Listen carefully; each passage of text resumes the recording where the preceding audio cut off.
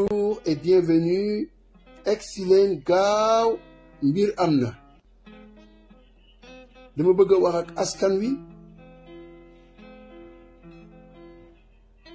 Excellent maa ngi leen di xaar fan ngeen toll.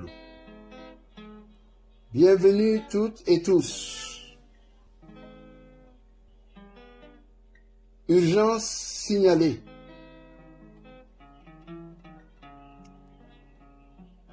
Babacar Ndiaye maa ngi lay gis maa ngi gis aussi d'autres personnes qui sont branchées et je souhaite vous parler parce que d'un moment à l'autre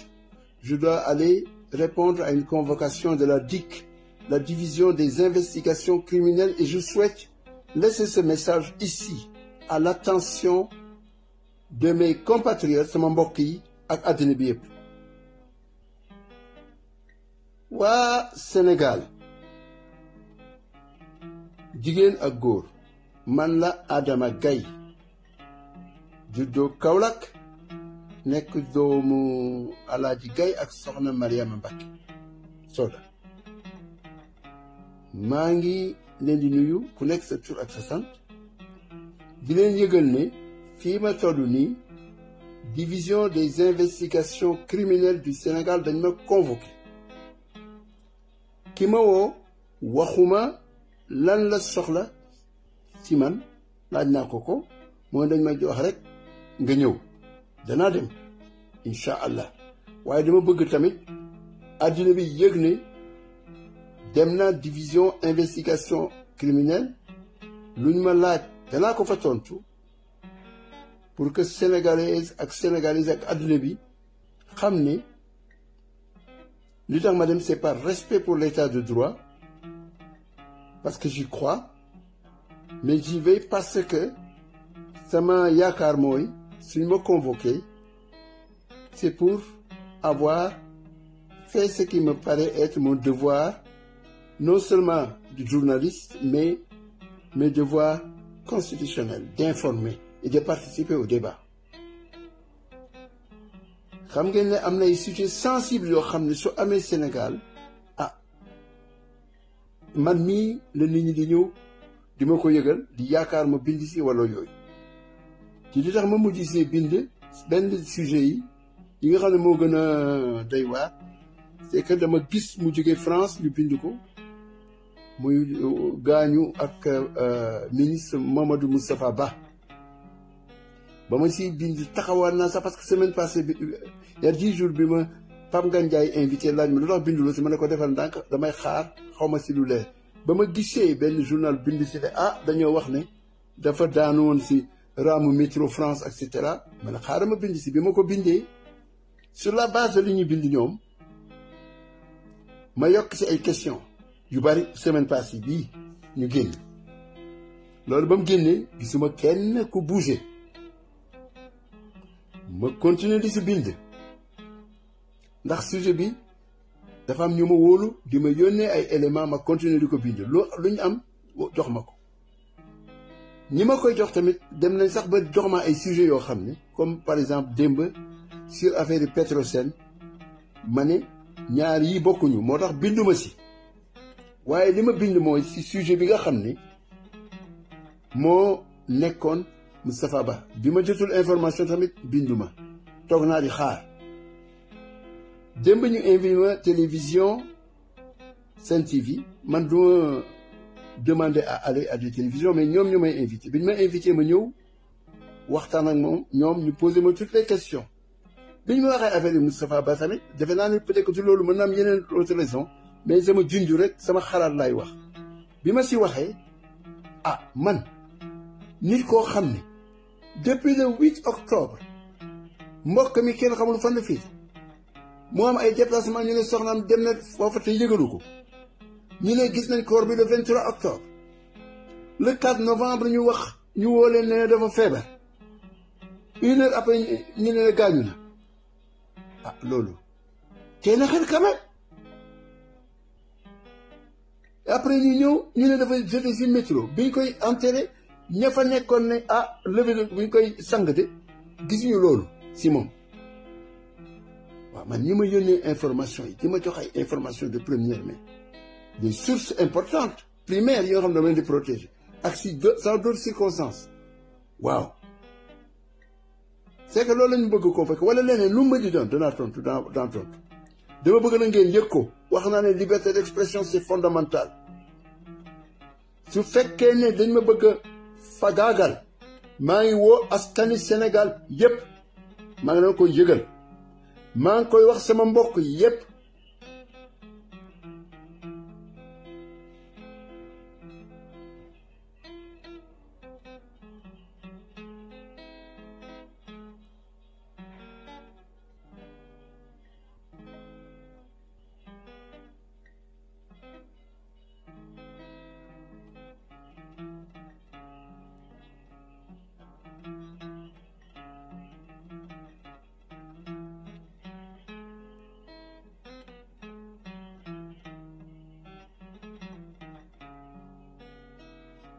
muy xalif général des Mourides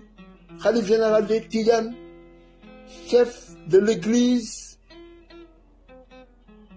famille omarienne ak ku mën di doon maa ngi leen koy yëgal yëgalu ma ko parce que dama tiit wala dara mais dama yaakaar ne dangeen ko war a yëg lii nag wax naa ko biig démocratie liberté la su fekkee ne dañoo bëgg rek ma participer à la manifestation de vérité je suis disponible su dee leneen la ah muy noonu waaw léegi daal loolu laa leen bëgg a yëgal en tant que sénégalaise ak sénégalais maa ngi jéem a jot samay avocat mais mënuma si jot kenn su ma amul avocat sax danaa dem en temps normal dañ ma waroon a may ba ma am sama avocat ñu ànd ak man mais comme ñoom c'est dans la précipitation lañ ma woo ah danaa dem léegi nag j'espère qu'un des avocats se présentera j'espère yaakaar naa le président de l'ordre des avocats dana désigner quelqu'un mu ñëw taxaw fa waaw man nag lenn rek laa gëm mooy yàlla suñu borom waaw moom rek moo fi nekk lii laa leen bëgg a yëgal pour ngeen xam ko man du man mii lañu waroon a convoqué ñi ñu convoqué mooy ñi nga xam ne démb dañoo wax ne dañoo taq ak un certain émir Abo Mbaké boo xam ne dafa wax ne moom mooy avec le prince héritier d'Arabie Saoudite tudd na ay tur tudd nañu ay tur yu tax du man lañ war a convoqué ñi ñu war a convoqué mooy ñi nga xam ne diil yi ñuy wax yépp ñoo ko def Sénégal ñooñu lañ war a convoqué sàccuma tappalewuma bokkuma ci dara lu ma sa dëng sama àddina ñépp xam nañ ko léegi waaw su fekkee ne lañ bëgg a noppaloo nag erreur la su fekkee ne yàlla fii la nar a jëli sama bakkan muy noonu waaw que les choses soient claires maa ngi danaa ko wax àddina bi yépp nag État du Sénégal c'est un État qui ne respecte pas le droit et qui fait la torture et qui tue waaw j'avertis tout le monde que c'est pour que nul n'en ignore sénégalais wax naa leen li ma leen waroon a wax information bi à vous de partager à vous d'être vigilants parce que nous vivons des moments difficiles moment boo xam ne Sénégal dafa am ay problèmes économiques et tout problèmes yoo xam ne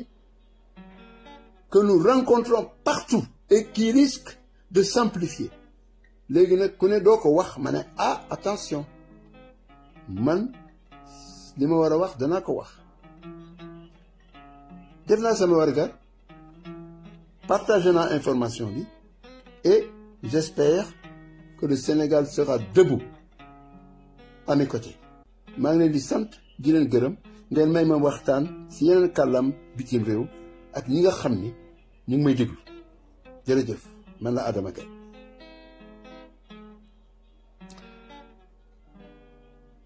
Bonjour mesdames et messieurs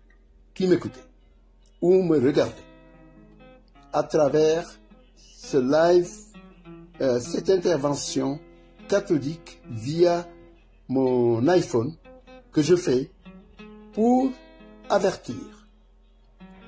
la communauté internationale diplomatique et autres. Puisque je m'exprime en français, d'abord,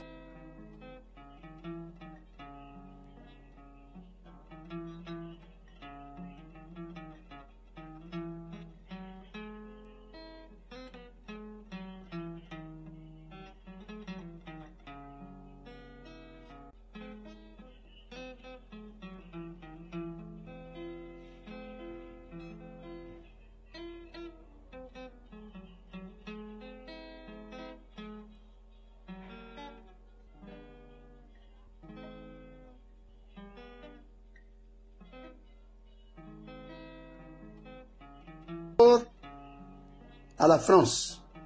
qui sait ce qui me lie à elle. Je veux avertir la communauté diplomatique africaine et internationale, en commençant par les États-Unis d'Amérique, que moi, Adama Gaye, citoyen sénégalais, qui ne traîne aucune casserole de sa vie, je viens d'être convoqué par la division des investigations criminelles. Et comme chat échaudé craint l'eau froide, ayant été la victime des menées de cette division des investigations criminelles qui est venue me prendre chez moi en 2019, le 29 juillet, et à la suite de quoi j'ai été détenu pendant 53 jours avant d'être libéré sans justification, comme mon arrestation n'avait pas été précédée par une justification propre du fait que lorsque je me suis retrouvé devant le juge d'instruction, il n'a pas eu grand-chose à me reprocher, sauf que j'avais fait une offense au chef de l'État procédant de ce que j'avais écrit. Je ne sais pas de quoi retourne cette convocation de la division des investigations criminelles. Est-ce le retour d'un État policier qui tente d'imposer des méthodes spartiates à celles et ceux comme moi qui tiennent à s'exprimer et à dire leur avis, leur opinion, des informations qu'ils détiennent concernant le Sénégal ou pas? Toujours est-il que cette convocation qui se fait aujourd'hui au lendemain d'une intervention que j'ai faite hier à la télévision Sen TV, où j'ai été invité pour parler, ça m'a surpris dans une large mesure, parce que je pense que je n'ai fait que remplir ma fonction tribunicienne. Ça ne me surprend pas cependant, parce qu'un État frileux et fébrile s'empresse pour tout prétexte à vouloir mettre la muselière sur les personnes de mon genre qui cherchent à refuser de vivre dans la pénombre en l'absence d'une information qui permet d'y voir plus clair. Je vais aller répondre à l'invitation de la DIC, même si je ne suis pas sûr d'avoir, au moment où je vais y aller, un avocat qui soit là à mes côtés, parce que notre justice étant ce qu'elle est, parfois c'est même très difficile d'avoir un avocat quand on en a besoin, malgré les dispositions légales de notre pays. Ce que je dis aujourd'hui, c'est d'avertir tous les Sénégalaises et Sénégalais et d'avertir les dirigeants religieux de notre pays, en commençant par le Khalif des Mourides, le Khalif des Tidjanes, le chef de l'église chrétienne, la famille omarienne, la famille de Medina Gounass, toutes celles et tous ceux dont la voix pèse dans ce pays, que cette convocation que je viens de recevoir, j'espère qu'elle n'est pas l'amorce d'une volonté de brider ma liberté constitutionnellement protégée pour m'exprimer sur les problèmes du Sénégal. L'une des raisons que je devine pouvoir être la cause de cette convocation, c'est le fait que hier soir, quand le journaliste m'a posé dans une série de questions, l'une d'elles portant sur la mort de l'ancien ministre des Finances sous Macky Sall, M. Mamadou Moustapha Ba, que je me suis posé un certain nombre de questions relativement aux conditions de son décès. Le fait qu'il ait quitté le Sénégal depuis début octobre, le fait qu'il se soit retrouvé incommunicado pendant longtemps, le fait que beaucoup aient pu oser dire que le jour où on a annoncé son décès le 4 novembre, quelque temps auparavant, les gens qui étaient là-bas, notamment son épouse et son compagnon M. Babou Diédhiou, ont appelé plutôt pour dire, une heure avant, que de prier parce qu'il ne se sent pas bien. Une heure après, ils appellent pour dire qu'il est décédé. On nous dit, dans un site Africa Intelligence, qu'il est mort dans une chute sur une rame ou sous une rame de métro. Tout ça est problématique parce que j'ai reçu des informations de sources fiables qui m'ont dit que lorsque son corps a été lavé au moment de son enterrement, il ne donnait aucun des signes physiques de quelqu'un qui a pu tomber sur des rames ou en tout cas sous un train, un métro. Et j'ai posé des questions. Pourquoi on ne donne pas le nom du métro où ça s'est passé? Le jour où ça s'est passé? Pourquoi la presse française, d'habitude prolixe et qui aime les informations de ce genre, qui font vendre l'information, n'en a pas parlé ou presque pas parlé? Quelle est la posture de l'État français? État où l'événement, le malheur s'est produit. Est-ce que nous ne sommes pas, et c'est ce que j'ai posé hier comme question, dans un autre cas de Félix Moumié ou de Ben Barka? Est-ce que ce n'est pas quelqu'un qu'on a liquidé? Beaucoup de gens ont dit cela. Les journaux ont écrit ça, et donc, je m'étonne que je sois celui qu'on appelle. S'il y a d'autres problématiques que j'ai écrites depuis des années ou ces derniers jours, ce serait bien aussi qu'on me le dise. J'espère qu'un avocat sera là pour pouvoir remonter l'information au public sénégalais. Je ne comprends pas qu'est-ce qui peut se passer si je me décide à ne pas m'exprimer. Je ne veux pas qu'un État qui cherche à museler un individu cherche à le tenir en otage, comme je l'ai abondamment illustré dans mon livre, justement qui s'appelle « Otage d'un État ». Je partirai à ce rendez-vous avec cet ouvrage qui date de 2020, paru aux éditions L'Harmattan à Paris, et qu'on peut trouver aux éditions L'Harmattan à Dakar, et qui est en vente également sur le site de Amazon. Je parle aujourd'hui ici parce que je l'espère, la communauté diplomatique établie au Sénégal ou à l'international suit ce message que je fais. J'espère en particulier que l'ambassade de France fera les diligences qu'il faut pour la protection pleine et entière de mes droits constitutionnels, de mes libertés, et que, au-delà de la France, les autres États africains, signataires des pactes civils et politiques de 1966 de l'ONU, partie prenante de la Déclaration universelle des droits de l'homme de décembre 1948, engagés par ailleurs, souvent dans leur constitution, à respecter les droits humains, et partie prenante de la Commission africaine des droits humains, ne seront pas en reste et feront remonter cette information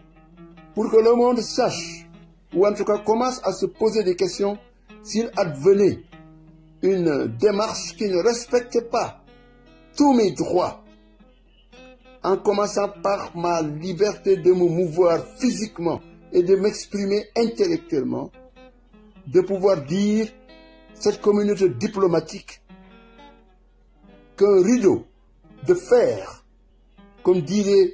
Winston Churchill à Fulton dans le Missouri en 1946, quand cela s'abattait dans le centre de l'Europe,